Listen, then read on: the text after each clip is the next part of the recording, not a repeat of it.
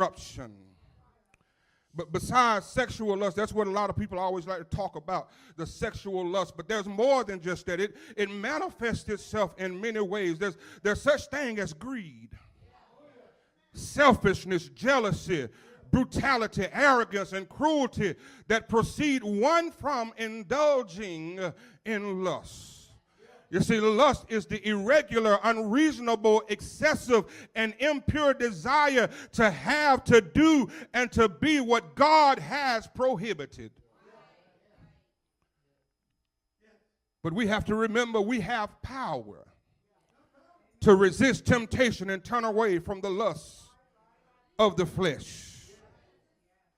Because John 14:6 tells us that I now have ability not to sin and will escape death through the life of Jesus Christ. And so, my brothers and sisters, my last and final point before I get out of here, because I am now complete in Christ, I have received the fullness of life now. How do you have received the fullness of life? It is knowing Jesus lives in me abundantly.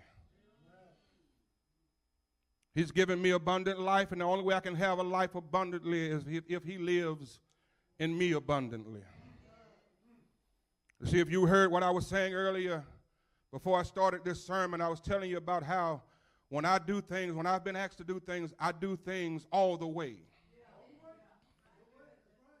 And the Jesus that I serve, when he comes into your life, he'll come into your life all the way. He's not going to come just to leave you hanging out there to be tempted and overtaken by sin.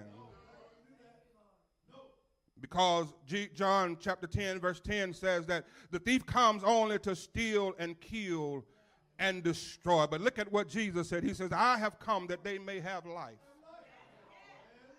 and have it to the full.